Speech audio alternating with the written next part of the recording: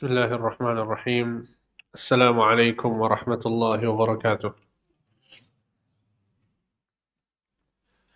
Alhamdulillah wassalatu wassalamu ala Rasulillah wa ala alihi wa ashabihi wa mawalah. Wala hawla wala quwwata illa billah, amma ba'd. Ikhwani fillah wa akhwati fid din rahimani wa rahimakumullah jami'an. Alhamdulillah, kita bersyukur kepada Allah Subhanahu wa taala atas segala limpahan nikmat yang Allah berikan kepada kita semua, sehingga pada kesempatan pagi hari ini Allah Subhanahu wa taala kembali mempertemukan kita dalam forum talabul ilm. Kita datang ke masjid ini untuk belajar, dan ini adalah amal saleh yang sangat agung, yang sangat besar di sisi Allah Subhanahu wa taala. Dalam sebuah hadis Nabi sallallahu alaihi wasallam bersabda, "Talabul ilmi fardhatun ala kulli muslim." Mempelajari ilmu agama adalah kewajiban bagi setiap muslim. Kemudian dalam hadis lain Nabi sallallahu alaihi wasallam bersabda, "Wa innal anbiya lam yuwarrithu dinaran wala dirhama wa innama warrathul ilm. Faman akhadhahu akhadha bihadzdin wafir." Sesungguhnya para nabi dan rasul mereka tidaklah mewariskan dinar dan dirham, akan tapi mereka mewariskan ilmu. Maka barang siapa yang mengambil warisan mereka atau mengambil ilmu mereka, maka sungguh mereka telah mendapatkan bagian yang banyak. Kemudian dalam hadis lain Nabi sallallahu alaihi wasallam bersabda, "Man yuridillahu bihi khairan yufaqihu fid din." Barang siapa yang diinginkan kebaikan oleh Allah, maka Allah akan jadikan dia mengerti tentang ilmu agama. Kemudian dalam hadis lain Nabi sallallahu alaihi wasallam bersabda, "Majtama'a qaumun fi baitin min buyutillah yatluna kitaballah wa yatadarasunahu fima bainahum illa nazalat 'alaihimus sakinah wa ghashiyatuhumur rahmah wa haffathumul malaikah wa dzakarahumullahu fi man 'indah." Kata Nabi sallallahu alaihi wasallam, tidaklah sekelompok orang berkumpul di suatu tempat kemudian mereka membaca Al-Quran atau mempelajari isi kandungan Al-Quran. Dan ini yang kita lakukan sekarang, bahwa kita duduk untuk mempelajari isi kandungan Al-Quran. Apa balasannya? Yang pertama kata Nabi SAW, "Illa nazalat alaihimus sakinah." Allah akan memberikan ketenangan hati kepada mereka. "Wa ghashiyatuhumur rahmah." Dan Allah akan berikan kepada mereka rahmatnya. Dan kita sangat butuh rahmat Allah Subhanahu wa ta'ala dalam kehidupan kita. Rizki yang kita dapatkan adalah rahmat Allah. Hidayah, taufik, kemudahan untuk beramal adalah rahmat dari Allah. Rumah tangga yang bahagia adalah rahmat dari Allah.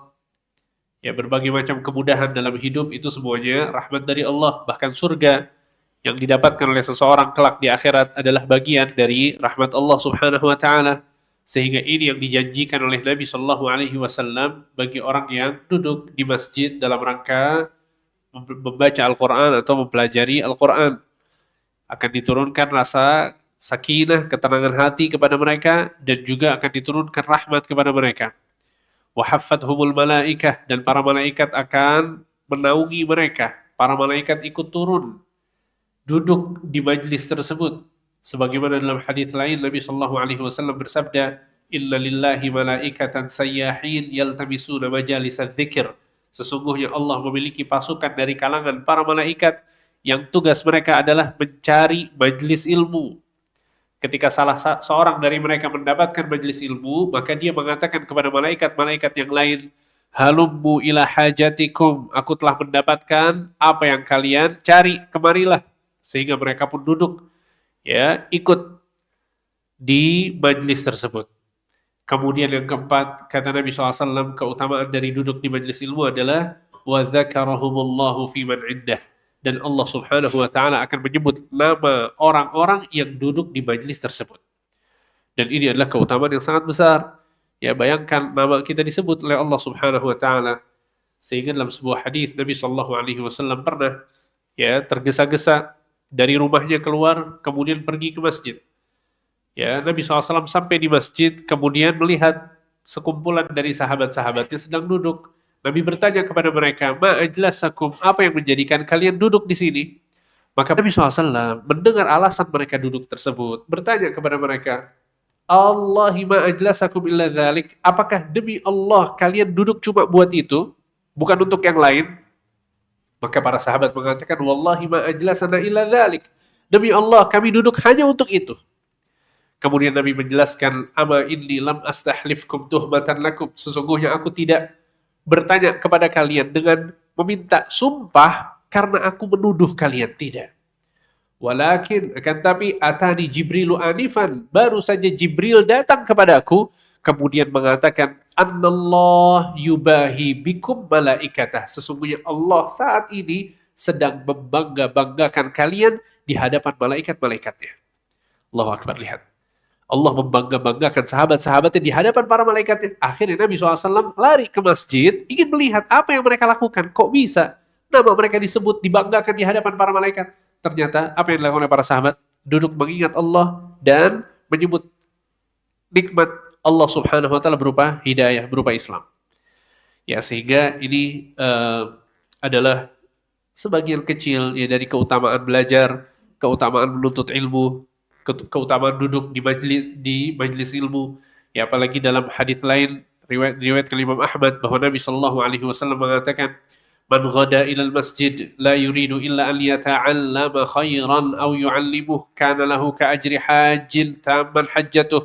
Barang siapa yang pergi ke masjid dalam rangka mengajarkan kebaikan atau mempelajari kebaikan, maka dia akan mendapatkan pahala orang yang haji dengan sempurna.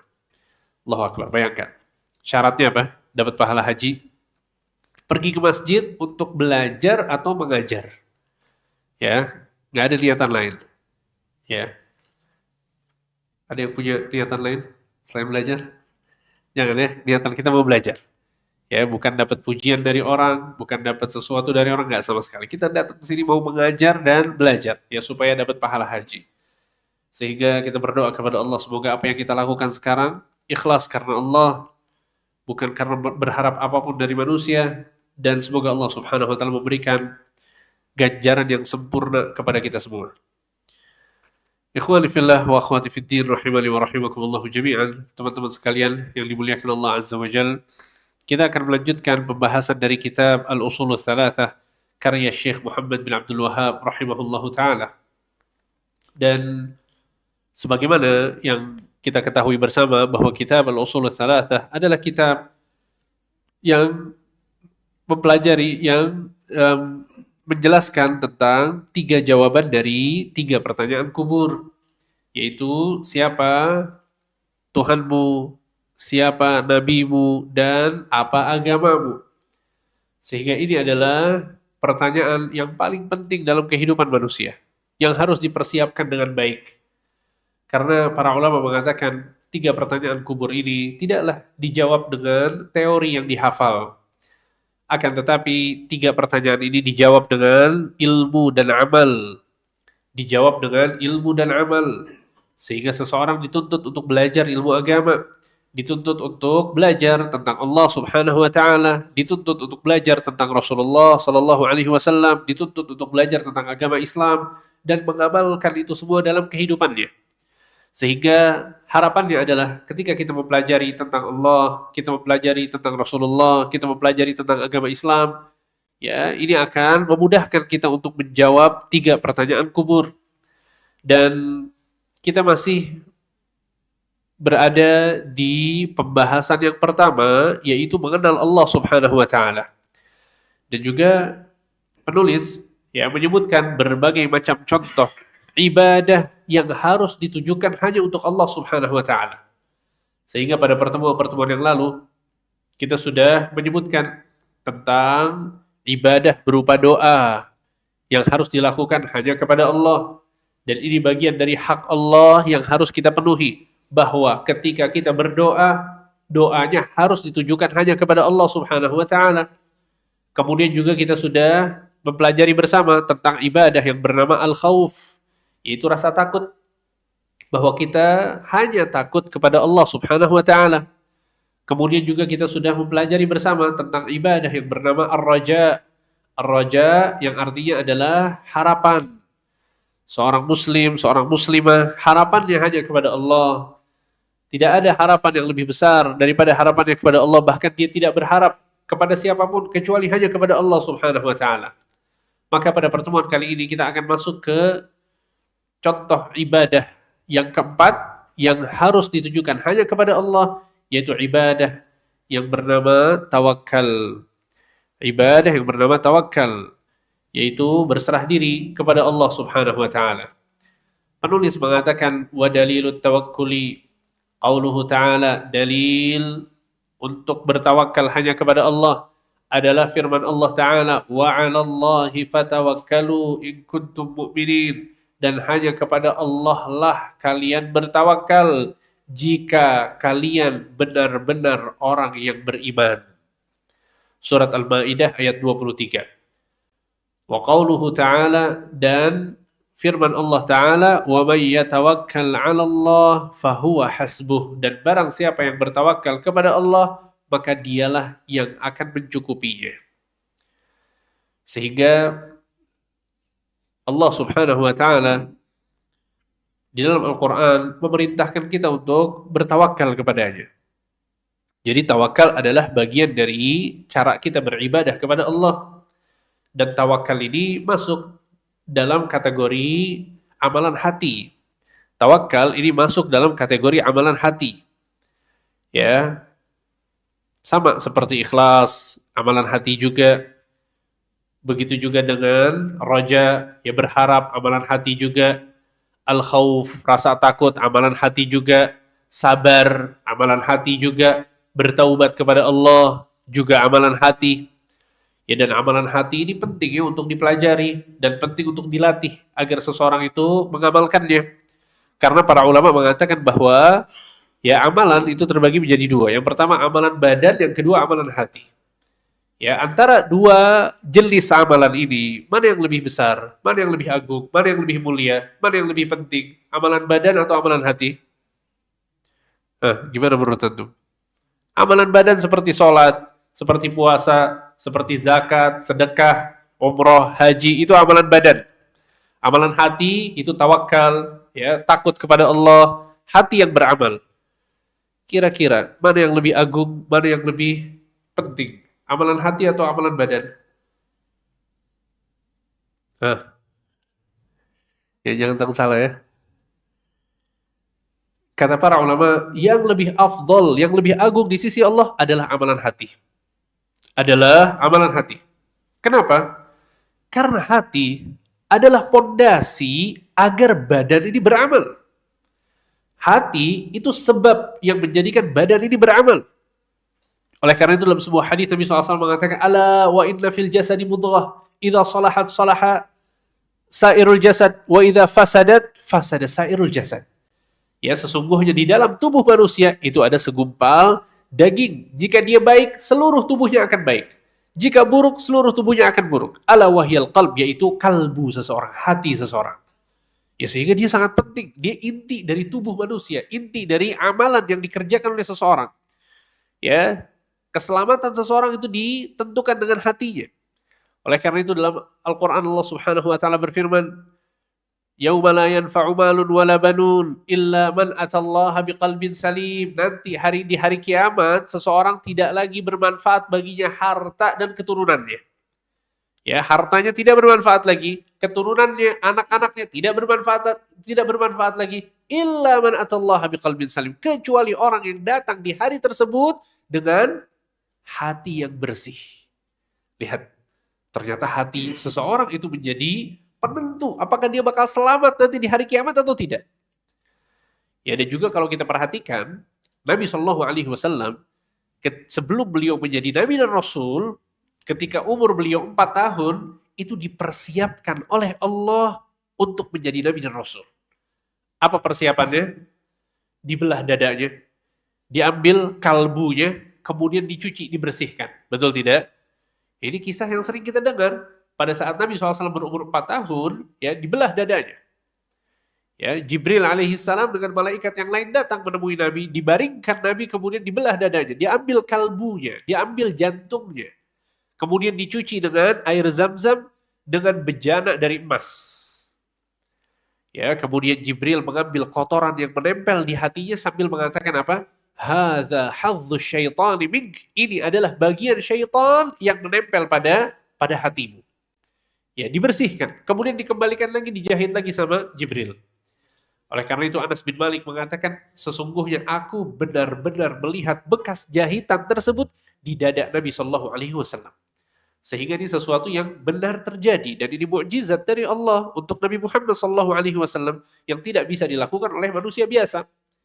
Ya, dan kita percaya ya dengan hal-hal yang semacam ini karena datangnya dari Allah, datangnya dari Rasul Shallallahu Alaihi Wasallam. Ya, sehingga maksudnya adalah bahwa lihat bagaimana Rasulullah SAW dipersiapkan untuk menjadi Nabi dan Rasul, yang dipersiapkan apa? Hatinya terlebih dahulu. Ya, makanya amalan hati itu lebih agung daripada amalan badan. Dan juga setiap amalan badan membutuhkan amalan hati. Ini adalah bukti yang kedua bahwa amalan hati itu lebih penting daripada amalan badan. Yang lebih agung, lebih mulia. Tentu semuanya penting, semuanya mulia, semuanya agung.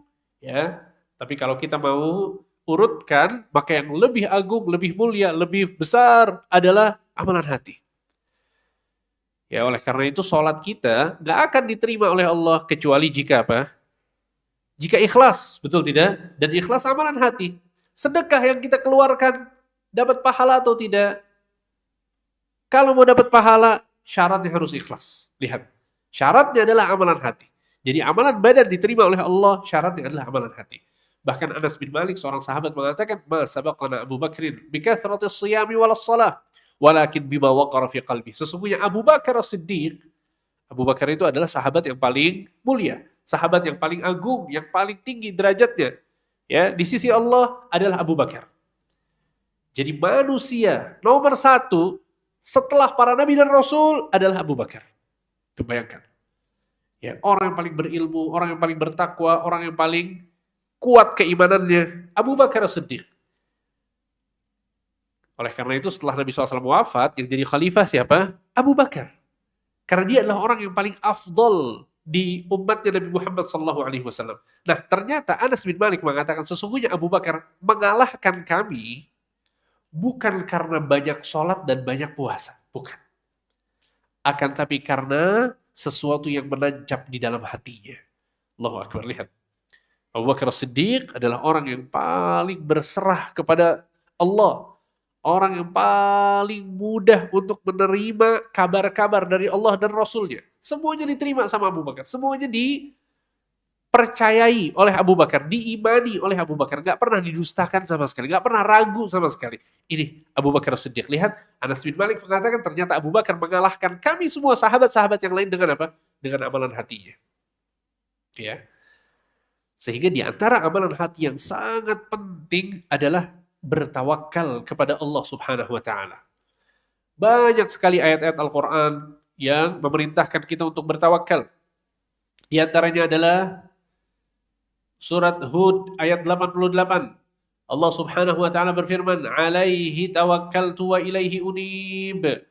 Hanya kepadanya aku bertawakal dan hanya kepadanya aku kembali. Kemudian dalam surat Hud ayat 123, Allah Subhanahu wa taala berfirman, "Fa'budhu wa tawakkal 'alaih."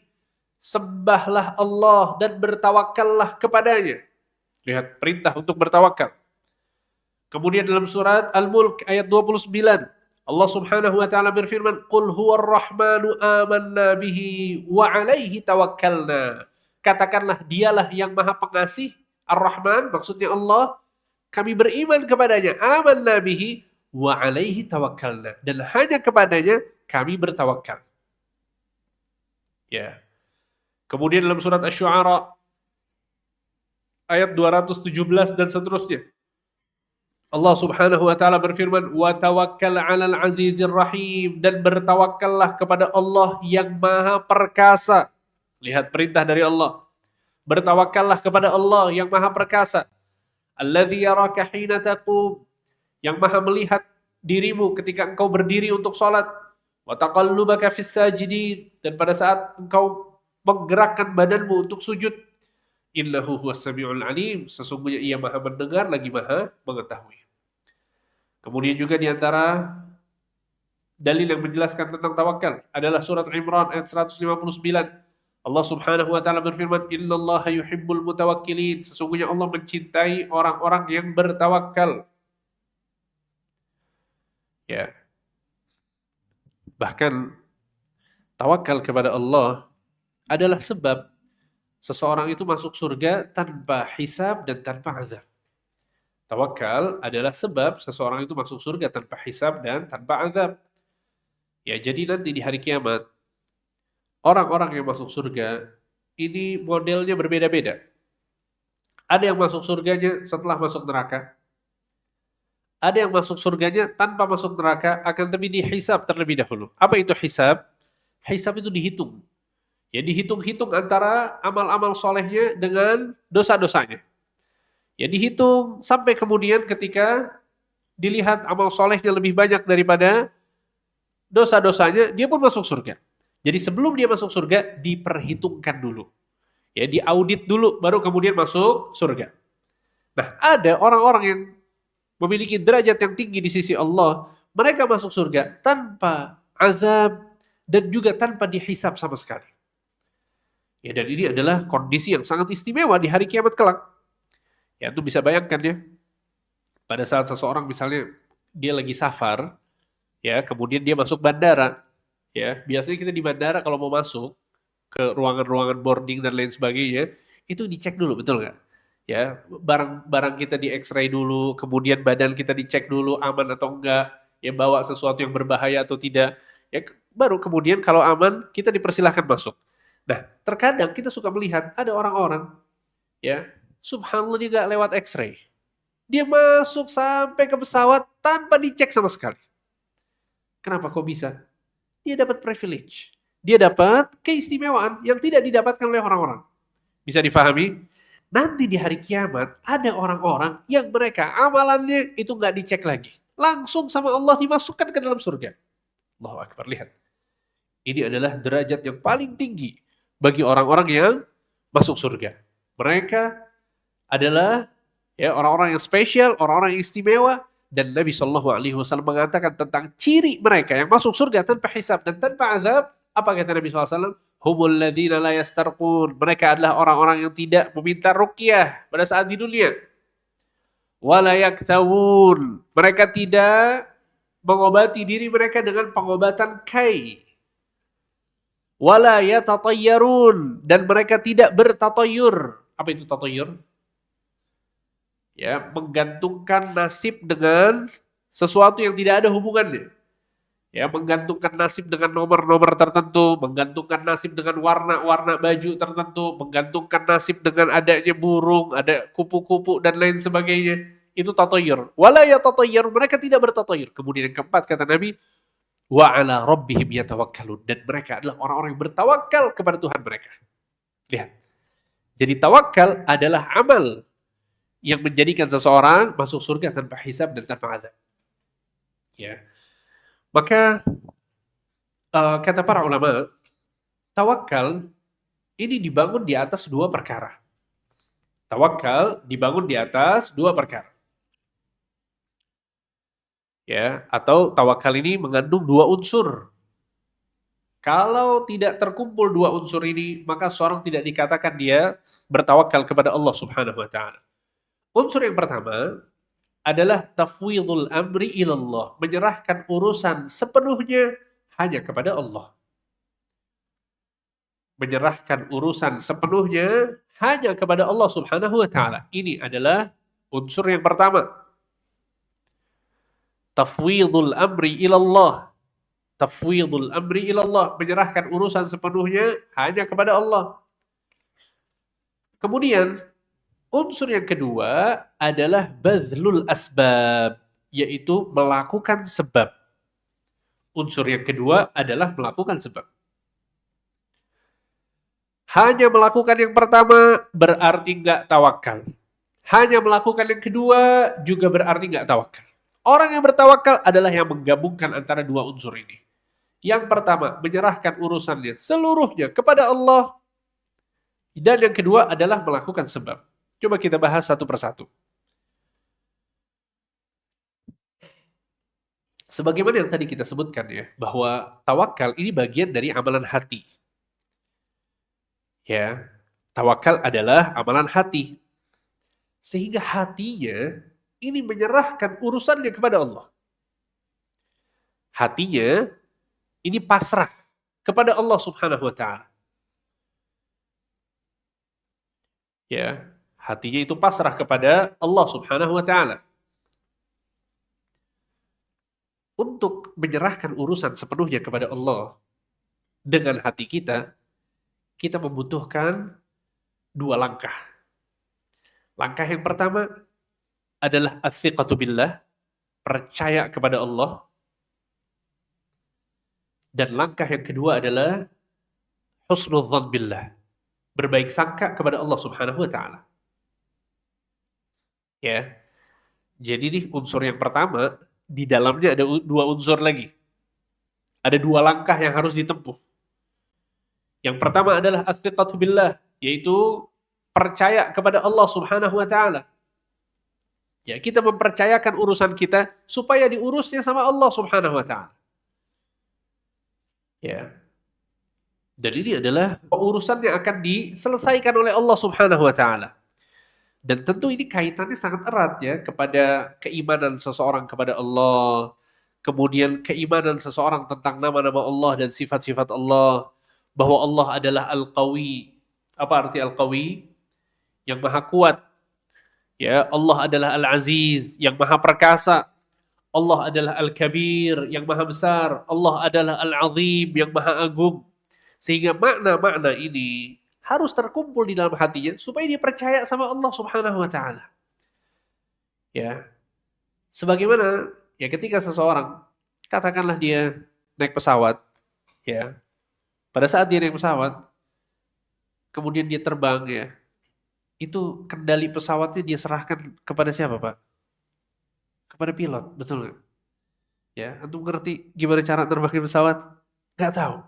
Tapi ya sudah, kita kita serahkan urusan ini kepada orang yang ahli. Itu seorang pilot yang bisa menerbangkan pesawat. Tayyib, sehingga pengetahuan kita bahwa pilot ini adalah orang yang ahli, itu memudahkan kita untuk pasrah, untuk menyerahkan urusan kita kepadanya. Betul tidak? Walillahil matsalul a'la. Dan Allah Subhanahu wa taala tidak sama seperti makhluknya. Allah adalah ala kulli syai'in qadir. Allah itu maha mampu atas segala sesuatu. Allah adalah Al-Aziz yang maha perkasa. Allah adalah Ar-Razzaq yang maha memberikan rizki kepada hamba-hambanya. Ya, Allah yang maha memberikan nikmat kepada hamba-hambanya seluruhnya. Dan Allah adalah Ar-Rahman, Ar-Rahim yang maha pengasih lagi maha penyayang. Sehingga keyakinan kita tentang kekuatan Allah, tentang kemahabisaan Allah dalam segala sesuatu, ya, ini menjadikan kita bertawakal, menjadikan kita percaya kepada Allah Subhanahu wa taala. Dalam surat Yasin ayat 82, Allah Subhanahu wa taala berfirman, "Innama amruhu idza arada syai'an an yaqula lahu kun fayakun." Sesungguhnya ketetapan-ketetapan Allah, urusan-urusan Allah ketika Allah menghendaki sesuatu, ia hanya berkata apa? Kun. Allah hanya berkata kun fayakun, maka itu akan terjadi. Bayangkan betapa mudahnya bagi Allah. Ya, kenapa kita nggak bertawakal kepada Allah? Kenapa kita nggak percaya sama Allah Subhanahu wa taala? Ketika kita dihadapkan kondisi yang sulit misalnya, ya dalam urusan ekonomi, dalam urusan finansial, dalam urusan rizki, ya katakanlah qaddarallah ma syafa'al, gaji kita dikurangi. Katakanlah qaddarallah ma syafa'al, kita cabut dari pekerjaan kita sehingga kita nggak punya pekerjaan. Bagi Allah sangat mudah untuk memberikan kepada kita pekerjaan. Bagi Allah sangat mudah untuk menjadikan kita orang kaya, menjadikan kita orang yang berkecukupan. Bagi Allah sangat-sangat mudah. Bayangkan, ini Allah yang mengatakan bahwa jika Allah ingin menetapkan sesuatu, yang Allah lakukan apa? Hanya mengatakan kun. Kun dalam bahasa Arab artinya jadilah. Fayakun, maka dia akan jadi. Ini yang dijelaskan oleh Allah Subhanahu wa taala dalam surat Yasin ayat 82. Ya. Sehingga ini adalah hakikat dari tawakal. Pada saat seseorang menyerahkan urusannya kepada Allah, karena apa? Karena dia percaya sama Allah. Dia yakin Allah bisa. Dia yakin Allah mampu. Bukan cuma bisa dan mampu, tapi sangat-sangat mudah bagi Allah. Dan tidak ada yang sulit bagi Allah Subhanahu wa ta'ala. Pada saat seseorang punya permasalahan dalam rumah tangganya, ribut terus sama istrinya. Ya, hari ini ribut, besoknya ribut lagi, besoknya ribut lagi. Nggak selesai-selesai. Coba dengan tawakal. Coba dengan tawakal. Ya, kita serahkan urusannya kepada Allah Subhanahu wa taala. Kita serahkan urusan ini kepada Allah Subhanahu wa taala. Sehingga um, Al-Hasan Al-Basri rahimahullah beliau mengatakan, "Illa tawakkul al-'abdi 'ala rabbih an ya'lama anna Allah huwa thiqatuh." Tawakal seorang hamba kepada Allah adalah keyakinan seorang hamba bahwa Allah adalah tempat kepercayaannya. Lihat, bahwa Allah adalah thiqatuh, yaitu tempat kepercayaannya. Ya. Dan lagi-lagi dalam menyelesaikan urusan itu kita pasti kita serahkan kepada orang yang kita percaya. Ya. Ketika kita punya masalah, kita cari nih orang yang kita percayakan siapa nih. Kalau masalahnya mungkin masalah urusan-urusan agama, perlu nanya ke seseorang, kita tanyanya ke ustadz. Kenapa? Saya percaya sama dia, dia yang ngerti agama. Saya bisa nanyanya ke dia nih, dia seorang ustadz. Kalau kemudian perkaranya adalah perkara, katakanlah dalam urusan ya, dalam urusan bisnis, dalam urusan dagang, yang kita tanya adalah orang yang ahli dalam bidangnya. Dalam urusan penyakit, kita tanyanya ke dokter. Karena kita percaya sama dokter. Nah, rasa percaya ini harus ditumbuhkan di hati seseorang kepada Allah Subhanahu wa taala. Dan lagi-lagi ya, kunci untuk mendapatkan rasa percaya kepada Allah adalah mempelajari tentang asma wa sifat. Tentang nama-nama dan sifat-sifat Allah. Ya, dan saya nggak akan bosan untuk selalu mengingatkan belajar Asmaul Husna. Belajar Asmaul Husna. Beli bukunya, baca bukunya, hadir kajiannya, ya, buka video-video di YouTube, penjelasan tentang nama-nama Allah Subhanahu wa taala. Itu akan menumbuhkan rasa percaya kita kepada Allah Subhanahu wa taala. Gak mungkin kita tawakal kepada Allah kalau kita nggak kenal sama Allah. Bagaimana mungkin kita mau menyerahkan urusan kita kepada Allah kalau kita nggak kenal sama Allah Subhanahu wa taala? Kenapa kita bisa menyerahkan ya tubuh kita kepada seorang dokter pada saat katakanlah harus dioperasi, pada saat harus obati, kita harus minum obat yang pahit, obat yang mungkin menyakitkan tubuh kita, ya kita harus disuntik, tubuh kita harus dibelek dan lain sebagainya. Kok bisa kita percaya sama seorang dokter? Karena kita punya pengetahuan yang cukup baik tentang profesi dokter. Bahwa dia sekolah, dia kuliah, dia punya pengalaman, ya, dia belajar, dia punya keahlian. Pengetahuan kita tentang profesi menjadikan kita percaya agar dia mengobati kita. Ya, akhi, pelajari tentang Allah Subhanahu wa taala. Pelajari nama Allah Subhanahu wa taala Al-Kabir, yang artinya yang maha besar. Pelajari nama Allah Subhanahu wa taala Al-Qawi, yang maha kuat. Pelajari nama Allah Subhanahu wa taala ya, Ar-Razzaq, yang maha memberikan rizki kepada hamba-hambanya. Mudah bagi Allah untuk merubah kehidupan kita dalam sekejap. Sangat mudah. Ya, sehingga ini yang harus dibangun dalam diri seseorang, yaitu rasa percayanya kepada Allah. Ats-tsiqah billah. Dalam bahasa Arab disebutkan ats-tsiqah billah. Itu pada saat seseorang menaruh kepercayaan kepada Allah Subhanahu wa taala. Ya, kemudian unsur yang kedua dari unsur yang pertama, atau langkah kedua dari unsur yang pertama, apa tadi? Husnudzan. Ya, berbaik sangka kepada Allah Subhanahu wa taala. Berbaik sangka kepada Allah Subhanahu wa taala. Dan ini subhanallah, ini apa ya? Dua hal yang kalau berkumpul di hati seorang hamba dahsyat. Ya, akan menimbulkan keimanan yang sangat besar, yang sangat agung, dan outputnya adalah tawakal kepada Allah. Percaya kepada Allah, kemudian yang kedua, dia husnudzan, berbaik sangka kepada Allah. Kalau tadi, ats-tsiqah billah, percaya kepada Allah, itu didasarkan karena pengetahuan kita bahwa Allah itu maha kuasa, Allah maha bisa, Allah maha mengatur, Allah maha menyembuhkan, Allah maha memberikan rizki, ya, kebisaan dan kemampuan Allah untuk melakukan segala sesuatu, itu yang menimbulkan rasa percaya kepada Allah. Kalau husnudzan kepada Allah, ini sumbernya adalah pengetahuan kita tentang sifat-sifat Allah yang maha baik. Ya, Allah ini maha baik. Di antara nama-nama Allah adalah Al-Muhsin. Apa arti Al-Muhsin? Yang maha berbuat baik kepada hamba-hambanya. Subhanallah. Dan track record Allah berbuat baik kepada kita, nggak perlu dipertanyakan lagi ya. Betul nggak? Kapan kita husnudzon sama orang? Ketika orang ini banyak berbuat baik sama kita. Kita minta tolong, ditolong. Nanti kita sulit, minta tolong lagi sama si fulan nih, ditolong lagi. Nanti kita sulit lagi, minta tolong lagi, ditolong lagi. Kadang-kadang kita tiba-tiba ditolong, tanpa kita minta tolong. Akhirnya lama-kelamaan, semakin banyak orang ini memberikan kebaikan kepada kita, akhirnya kita semakin berbaik sangka kepadanya. Betul tidak? Pada saat butuh sesuatu, langsung yang ada di otak kita, oh datang ke si fulan nih. Orangnya baik. Selama ini selalu membantu saya pada saat saya sulit. Tumbuh rasa husnudzon, tumbuh rasa berbaik sangka kepada orang tersebut karena track record orang tersebut berbuat baik kepada kita. Sekali lagi, walillahil matsalul a'la. Allah gak sama seperti makhluknya. Allah lebih agung, Allah lebih mulia, Allah lebih besar, Allah lebih tinggi. Ini Allah udah ngasih nikmat ke kita berapa banyak, teman-teman sekalian. Berapa banyak nikmat Allah yang Allah berikan kepada kita. Allah berfirman, wa in ta'uddu ni'matallahi la tuhsuha. Jika kalian mau menghitung nikmat-nikmat Allah, niscaya kalian tidak mungkin bisa menghitungnya. Nggak mungkin bisa. Dalam ayat lain Allah berfirman, wa ma bikum min ni'matin faminallah. Tidaklah ada nikmat yang kalian dapatkan kecuali datangnya dari siapa? Dari Allah Subhanahu wa taala. Bayangkan seluruh nikmat, seluruh kebaikan, seluruh kebahagiaan datangnya dari Allah. Ya, coba kita runutkan dari awal sampai akhir. Coba kita runutkan dari awal sampai akhir. Yang menciptakan kita adalah Allah. Allah menciptakan kita, kemudian kita menjadi janin di perut ibu kita.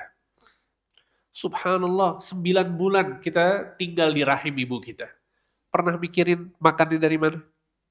Waktu jadi janin dulu. Pernah mikirin kerja apa nanti? Subhanallah. Sampai kita keluar dari rahim perut ibu kita. Kemudian kita dirawat sama ibu kita.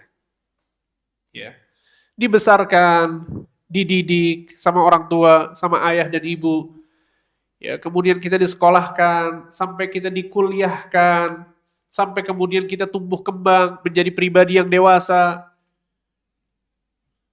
Ini semua dari Allah Subhanahu wa taala. Sampai kemudian kita menikah, ya punya pasangan. Sampai kemudian kita punya anak-anak keturunan, kita dapat kerjaan, kita dapat penghasilan, tiap bulan kita dapat, kadang tiap minggu kita dapat, ya terkadang kecil, terkadang besar, dikasih makan sama Allah dari kita kecil sampai sekarang, dikasih minum sama Allah dari kita kecil sampai sekarang, kita punya sahabat-sahabat baik, kita punya lingkungan yang baik. Ya ini pemberian dari siapa? Semuanya dari Allah Subhanahu wa taala. Dan ini kita bicara baru hal-hal yang sifatnya duniawi ya. Masalah uang, masalah makan, masalah minum, masalah pakaian. Ini hal-hal yang sifatnya duniawi.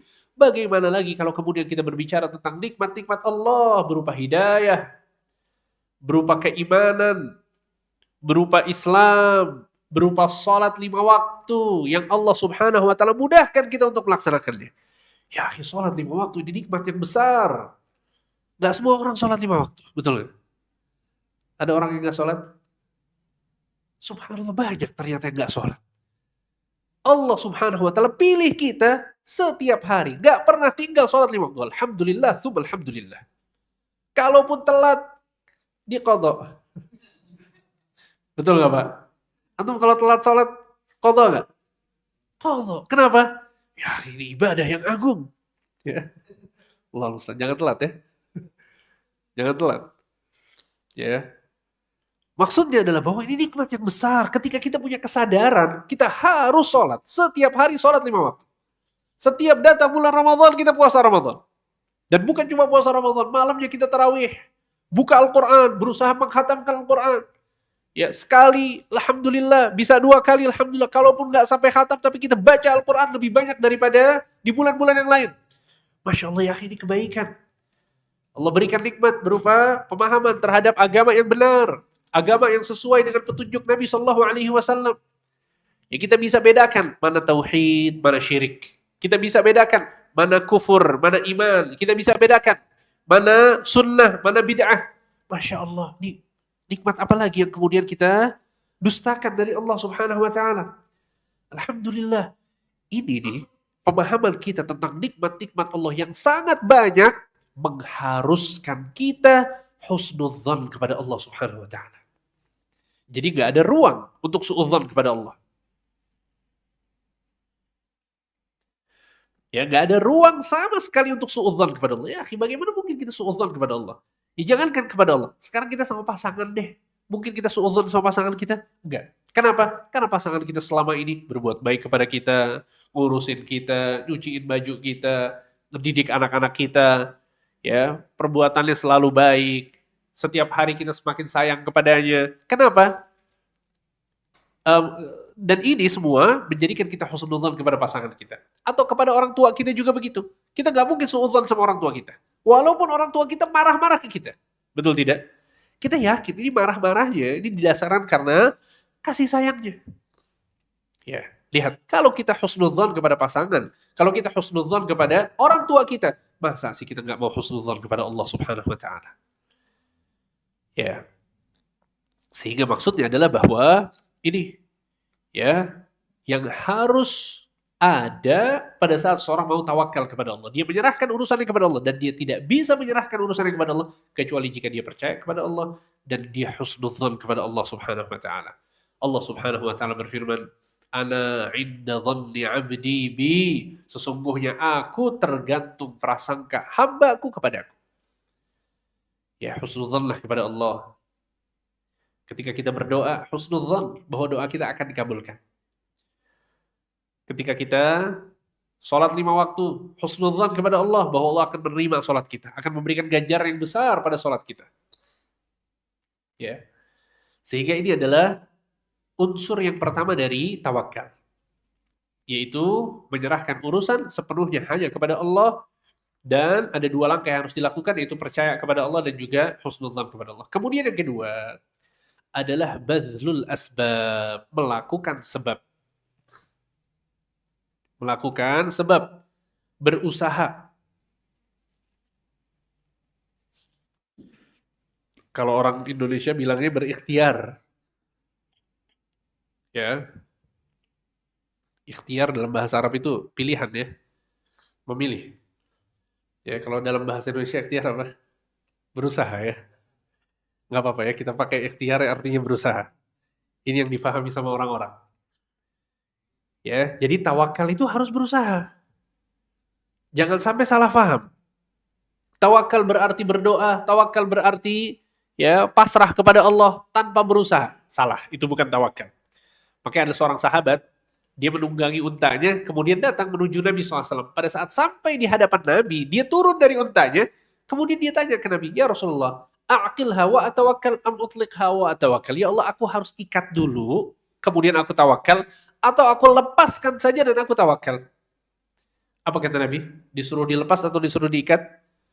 Kata Nabi, i'qilha wa tawakkal. Ikat dan tawakal. Allahu Akbar. Lihat. Jadi seseorang wajib untuk berusaha pada saat dia bertawakal. Dan seseorang tidak dikatakan bertawakal jika dia tidak berusaha. Makanya, lihat. Ini 2 unsur dalam bertawakal. Yang pertama tadi menyerahkan urusan kepada Allah, dan yang kedua adalah melakukan sebab. Maryam binti Imran, ibunda dari Nabi Isa alaihi salam, kondisinya sangat sulit. Khususnya pada saat melahirkan Nabi Isa alaihi salam. Dan bisa dibayangkan ya betapa ya stresnya ya, atau bukan stresnya tapi sedihnya gitu ya, Maryam alaihissalam. Ya karena sebagian perempuan subhanallah ya ketika dia mengandung kemudian melahirkan biasanya apa Pak? Biasanya stres ya. Mungkin dia letih, capek. Coba bandingkan dengan kondisi Maryam. Dia hamil dalam kondisi gak punya suami. Orang-orang menyangka bahwa dia berzina, padahal gak pernah berzina. Ini kondisi yang sangat berat. Jadi kehidupan seorang wanita. Ya makanya saya sering bilang ya, kalau antum punya istri, lagi hamil, ya, melahirkan, menyusui, kemudian kondisinya gak stabil, ya, sering ingatkan dengan kisahnya siapa? Kisahnya Maryam ya. Ya semoga jadi pelipur bagi sedihnya. Ternyata ada contoh seorang wanita yang kondisinya sangat-sangat sulit pada saat dia hamil, pada saat dia melahirkan. Maryam pada saat dia melahirkan, ya, pada saat dia melahirkan, Allah Subhanahu wa taala memberikan satu perintah kepada Maryam. Jadi Allah mau menolong Maryam, tapi dikasih satu perintah dulu oleh Allah Subhanahu wa taala kepada Maryam. Apa perintahnya? Kata Allah Subhanahu wa taala dalam surat Maryam ayat 25, Allah mengatakan, "Wa huzzi ilaiki bi jid'in nakhlati tusaqit 'alaiki rutaban janiyya." Goyangkanlah pangkal akar pohon kurma ke arahmu. Niscaya pohon itu akan menjatuhkan buah-buah kurma yang sudah matang kepadamu. Jadi Allah mau ngasih apa ke Maryam? Mau ngasih kurma. Allah bisa nggak tiba-tiba kurmanya jatuh di hadapan Maryam? Bisa atau tidak? Sangat mudah bagi Allah. Tapi lihat apa yang diperintahkan oleh Allah. Wahai Maryam, goyangkan pangkal pohon kurma. Antum tahu pangkal pohon kurma kayak gimana? Kebayang? Bisa digoyangin? Antum yang sehat nih, bisa goyangin kira-kira? Ini Maryam baru melahirkan. Nggak ada suami, nggak ada orang tuanya, nggak ada suster, nggak ada dokter objin di sampingnya. Nggak ada. Disuruh sama Allah, goyangkan pangkal pohon kurma. Gimana caranya? Kata para ulama, ini adalah pelajaran untuk kita. Allah cuma mau kita berusaha. Melangkah dulu sedikit, gak apa-apa. Sedikit gak masalah, tapi kita melakukan. Ketika melakukan, Allah akan mudahkan. Tapi syaratnya apa? Harus berusaha. Harus melakukan sebab. Dan ini adalah pelajaran dari perintah Allah kepada Maryam untuk menggoyangkan pangkal kurma. Digoyangkan oleh Maryam, dijatuhkan oleh Allah Subhanahu wa taala buah-buah kurma tersebut. Ya, subhanallah, lihat. Kata para ulama, ini adalah dalil yang menunjukkan bahwa tawakal itu harus diiringi dengan melakukan sebab. Ya, harus diiringi dengan melakukan sebab. Tayyib. Dan ingat, bergantungnya kepada Allah, bukan kepada sebab. Tapi sebab itu syarat untuk bertawakal. Ya, dan juga dalam sebuah hadis Nabi sallallahu alaihi wasallam mengatakan, "Lau annakum tatawakkaluna 'ala Allahi haqqa tawakkulih la razaqakum kama yarzuqut tayr taghdu khimasan wa taruhu bitana." Kalau seandainya kalian bertawakal kepada Allah dengan sebenar-benarnya tawakal, Allah akan memberikan rizki kepada kalian sebagaimana Allah memberikan rizki kepada siapa? Kepada burung. Taghdu khimasan wa taruhu bitana. Burung ini keluar dari sarangnya di pagi hari dalam perut dengan kondisi perut kosong, kemudian dia kembali ke sarangnya di sore hari dalam kondisi perutnya kenyang. Allahu Akbar, lihat. Ya, Nabi SAW memberikan ilustrasi tawakal dengan aktivitas seekor burung. Ya, pada akhirnya burung harus keluar sarangnya. Betul tidak? Dia harus pergi pagi, pulang sore. Ya, sehingga ini penting ya untuk difahami dengan baik. Ya, khususnya buat teman-teman yang sudah belajar, yang sudah ngaji, ya, yang belajar tauhid, maka kerjanya harus makin rajin. Harus makin rajin. Jangan malas-malasan kemudian dalilnya apa? Tawakal, ya, jangan, nggak bisa, nggak bisa. Ya, nggak bisa. Ini nggak ada tempat nih. Buat orang-orang yang mengerti tauhid, pasti kerjanya rajin. Pasti kerjanya rajin. Ya, perhatikan perkataan berikutnya. Bishr ibn Harith, dan ini dinukil oleh Ibnu Qayyim al-Jauziyah. Ya, beliau mengatakan bahwa hakikat dari tawakal adalah, jadi perkataan bagus banget nih. Ya, tentang tawakal. Hakikat dari tawakal adalah ittirabun bila sukun wa sukunun bila ittirab. Hakikat dari tawakal adalah bergerak tanpa tenang dan tenang tanpa bergerak. Bergerak tanpa tenang dan tenang tanpa bergerak. Ittirabun bila sukun wa sukunun bila ittirab. Apa maksudnya? Bergerak tanpa tenang, tenang tanpa bergerak. Jadi kayak apa ya? Kayak mantra ya. Tayyib, artinya adalah bergerak tanpa tenang, maksudnya badannya. Tubuhnya bergerak, berusaha, melakukan sebab tanpa tenang. Dia nggak diem. Tenang tanpa bergerak maksudnya adalah hatinya. Hatinya nggak khawatir sama sekali. Hatinya tenang, pasti dapat rezeki. Hatinya tenang, pasti dapat jalan keluar. Hatinya nggak gusar. Hatinya nggak khawatir.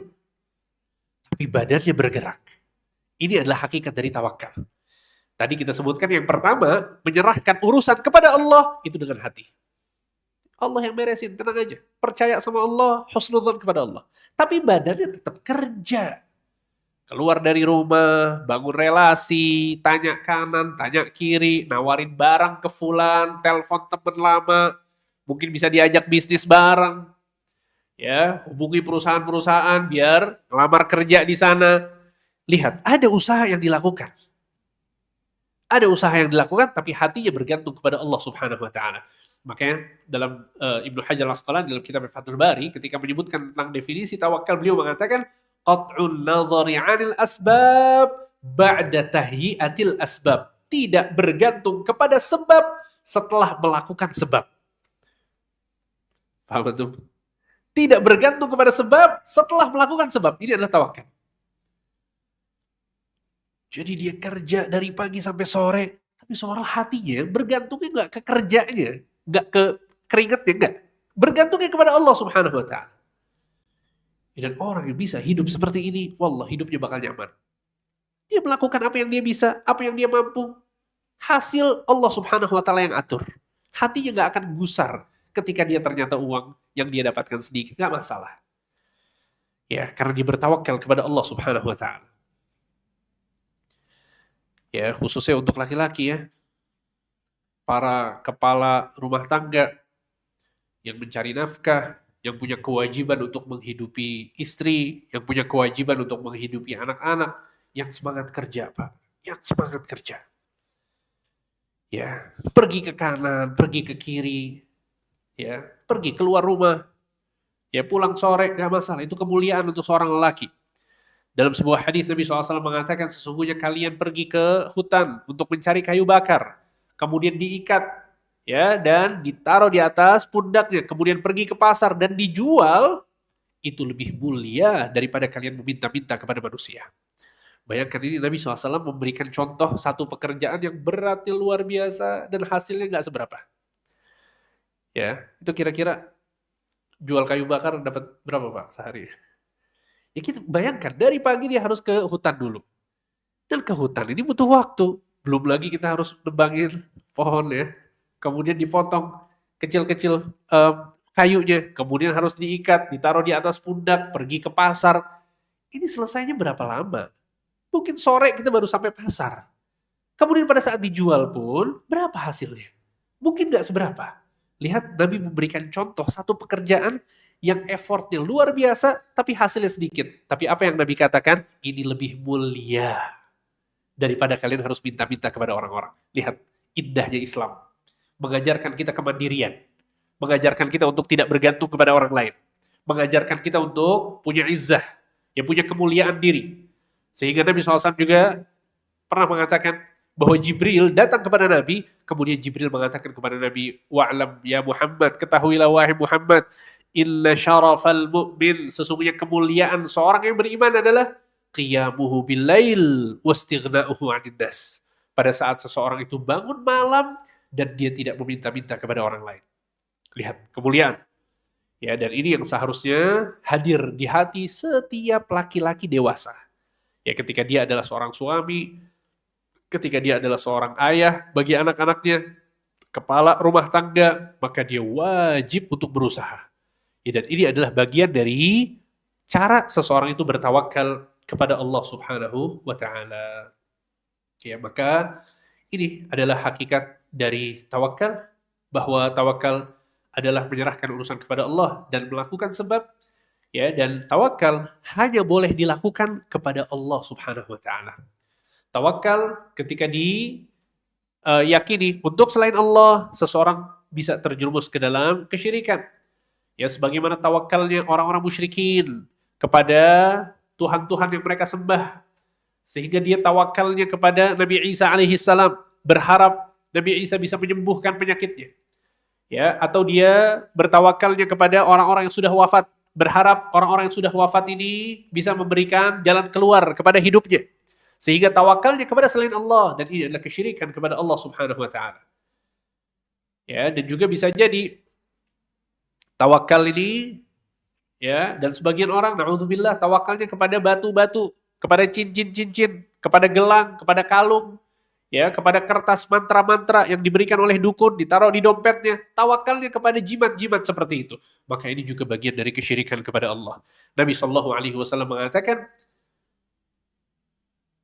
Man 'allaqa tamimatan faqad asyrak. Barang siapa yang menggantungkan jimat, sungguh dia telah berbuat syirik kepada Allah. Ya, jadi nggak boleh seseorang bertawakalnya kepada jimat. Ya, sebagian orang sengaja pakai jimat supaya dagangannya laris. Ya, sebagian orang sengaja pakai jimat supaya terhindar dari mara bahaya. Ditaruh jimatnya di kalung, ya, dipakai sama dia. Terkadang jimatnya ditaruh di motor, terkadang ditaruh di mobilnya, di spion depannya digantungin jimat supaya mobilnya nggak kena kecelakaan. Ini adalah bentuk tawakal yang hukumnya syirik kepada Allah Subhanahu wa taala. Ya, sehingga seorang bertawakal kepada Allah. Makanya pada saat kita keluar rumah, apa yang kita baca? Bismillahi tawakkaltu 'ala Allah, la haula wala quwata illa billah. Ini adalah doa dan zikir yang sangat agung yang bisa menghindari seseorang dari mara bahaya. Ya, dengan nama Allah bismillah, tawakkaltu 'ala Allah. Aku bertawakal kepada Allah. La haula wala quwata illa billah. Tiada daya dan upaya kecuali dari Allah. Ya, dan orang yang membaca zikir ini, apa kata Nabi SAW? Ketika seorang keluar dari rumahnya kemudian membaca zikir ini, Bismillahi tawakkaltu 'ala Allah, la haula wala quwata illa billah, kata Nabi, akan ada malaikat yang mengatakan, kufita wa hudita wa wuqita. Engkau sudah dicukupkan urusan-urusanmu. Ya, engkau sudah dilindungi oleh Allah dan engkau telah diberikan petunjuk oleh Allah Subhanahu wa taala. Lihat, dicukupkan urusan-urusannya, dilindungi dari mara bahaya dan diberikan petunjuk. Ini yang kita butuhkan pada saat kita keluar rumah, betul nggak? Kita keluar rumah mau urusan kita beres, urusan kita mudah. Kita keluar rumah mau dilindungi, nggak mau kena kecelakaan, nggak mau kena keburukan mudarat. Dan juga kita keluar rumah mau dapat petunjuk sama Allah. Pada saat kita kerja, kerjaan yang kita kerjakan itu benar, dikasih petunjuk sama Allah, nggak salah dalam melangkah. Ini didapatkan oleh orang yang membaca zikir tersebut. Sehingga dalam lanjutan hadisnya kata Nabi SAW, wa tanaha anhu syaitan, dan syaitan akan menjauh dari orang ini. Kemudian mengatakan kepada teman-teman setan yang lain, kaifa bina birajulin qad hudiya wa kufiya wa wuqiya. Bagaimana mungkin kita mengganggu orang ini sedangkan dia telah diberikan kecukupan oleh Allah, diberikan perlindungan oleh Allah dan diberikan petunjuk oleh Allah Subhanahu wa taala. Lihat. Ya, makanya kalau keluar rumah jangan lupa baca zikir ini dan ajarkan istri kita, ajarkan anak-anak kita untuk membaca zikir ini. Bismillahi tawakkaltu 'ala Allah, la haula wala quwata illa billah. Kemudian ada zikir yang kedua. Ini juga diantara praktek tawakal kita kepada Allah. Ya. Apa? Doa keluar rumah. Saya pernah ajarin asal di majelis ini atau di majelis yang lain. Saya lupa. Al-muhim. Ada doa yang kedua, doa keluar rumah yang penting sekali untuk dibaca. Ada yang tahu apa doanya?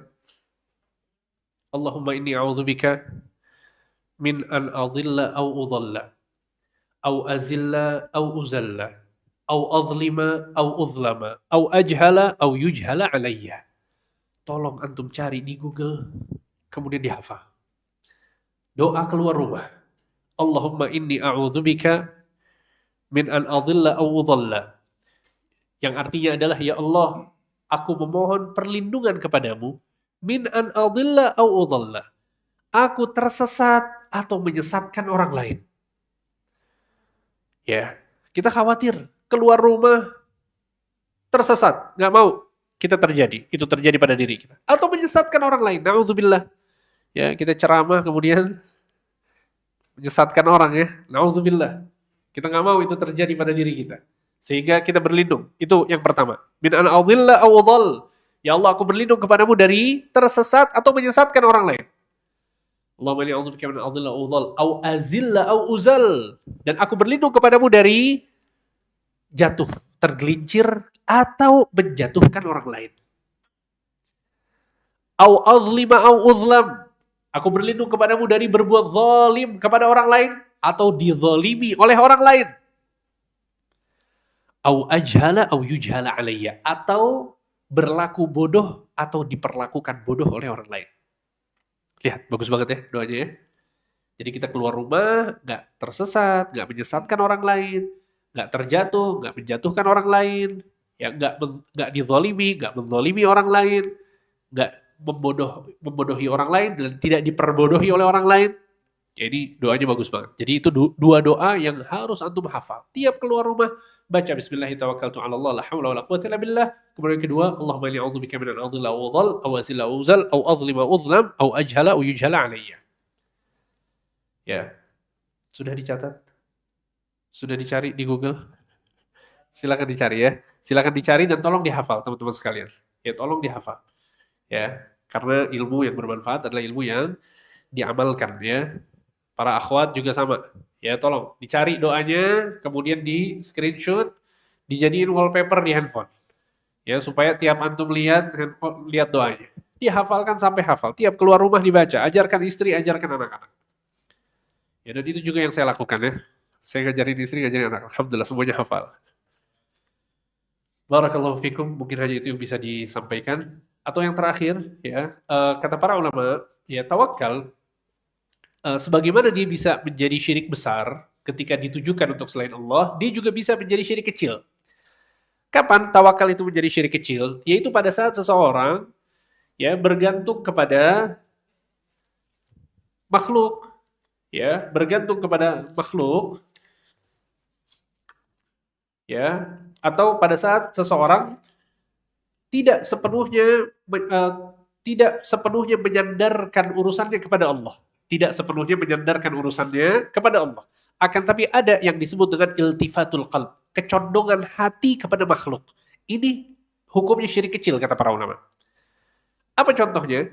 Seperti ketika seseorang dia datang ke dokter berobat. Pada saat ditanya siapa yang menyembuhkan, dia pasti jawab Allah yang menyembuhkan. Dia punya keyakinan bahwa yang menyembuhkan Allah. Tapi subhanallah hatinya ada ketergantungan kepada siapa? Kepada dokter.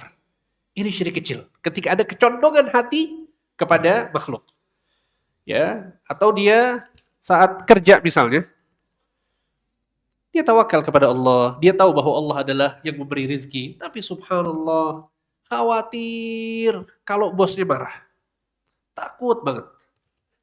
Ya, takutnya berlebihan ya. Kenapa? Karena ada kecondongan hati kepada bosnya. Dia berpikir bahwa rizki dia sedikit banyak yang memberikan adalah pimpinannya. Ya, ini bahaya ya. Ini bisa masuk dalam kategori syirik kecil. Seperti itu. Barakallahu fikum teman-teman sekalian. Semoga apa yang disampaikan bermanfaat. Wassallallahu ala nabiyina Muhammad wa ala alihi wa sahbihi ajma'in.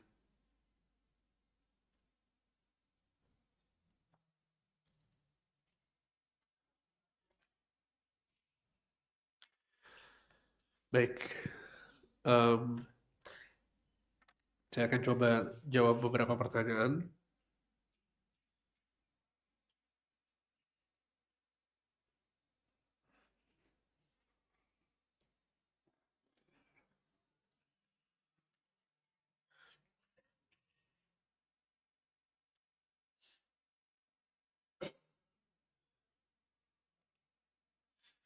Baik, ini ada yang bertanya ya. Tadi Ustadz bilang salah satu ciri orang masuk surga tanpa hisab itu tidak melakukan pengobatan secara kai. Tetapi belum lama Anda datang kajian, kata Ustadz tersebut, kalau pengobatan dalam Islam ada tiga. Minum madu, bekam, dan pengobatan dengan kai. Bagaimana dengan pengobatan dengan kai? Karena kata Ustadz tersebut, sahabat Rasulullah SAW ada yang pernah melakukannya. Tayyib. Barakallahu fikum. Jadi memang ini ada rincian ya sebetulnya ya. Em, apa namanya? Ada rinciannya. Ya tadi tidak saya sebutkan rinciannya karena memang bukan itu fokus pembahasan kita. Fokus pembahasan kita adalah tentang tawakal. Jadi saya tidak rinci tentang masalah pengobatan dengan kai. Jadi pengobatan dengan kai, kata para ulama, yang dilarang atau yang masuk dalam hadis tersebut adalah pengobatan kai yang dilakukan ketika ada alternatif pengobatan lain. Ada alternatif pengobatan lain, tapi dia malah memilih kai. Ya, ini yang menjadikan seseorang tidak mendapat keutamaan masuk surga tanpa hisab dan tanpa adab. Ya, saya ulangi sekali lagi hadisnya, kata Nabi SAW, bahwa orang yang masuk surga tanpa hisab dan tanpa adab adalah orang-orang yang tidak meminta ruqyah, yang tidak mengobati dirinya dengan pengobatan kai, kemudian tidak bertatoyur dan bertawakal kepada Allah. Ya, maksud dari tidak mengobati diri dengan pengobatan kai adalah sekali lagi ketika ada alternatif pengobatan lain, tapi dia menggunakan pengobatan kai. Adapun jika ternyata tidak ada alternatif lain, ya, dalam mengobati dirinya kecuali kai, maka ini dibolehkan. Dan ini tidak masuk dalam kategori hadis yang tadi kita sebutkan. Dan benar bahwa Nabi Shallallahu Alaihi Wasallam pernah melakukan kai kepada sahabatnya. Dan Nabi SAW pernah memerintahkan sahabatnya untuk dilakukan kai. Sebagaimana Nabi SAW melakukan kai kepada sahabat yang bernama Sa'ad bin Mu'adz. Jadi Sa'ad bin Mu'adz itu pada saat perang Khandaq, ya, tangannya terkena luka sehingga keluar darah, ya, bersimbah darah. Maka akhirnya dilakukan kai supaya darahnya itu berhenti. Ya, jadi kai itu besi yang panas, besi ya dipanaskan sampai jadi merah, kemudian ditempelkan di beberapa bagian tubuh. Di antara fungsinya adalah untuk menghidupkan syaraf-syaraf yang mati.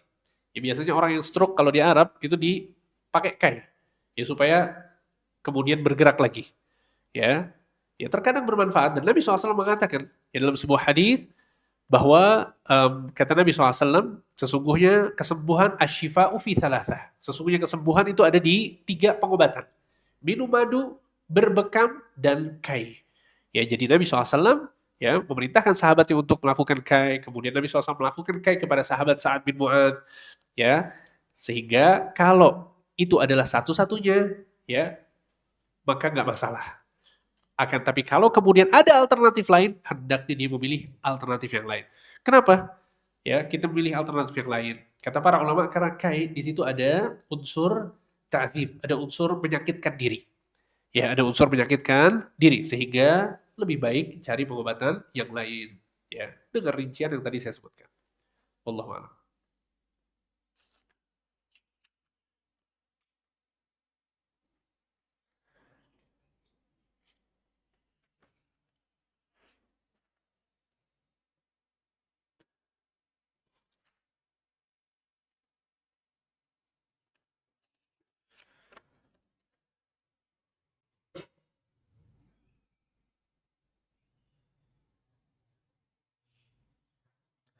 Baik.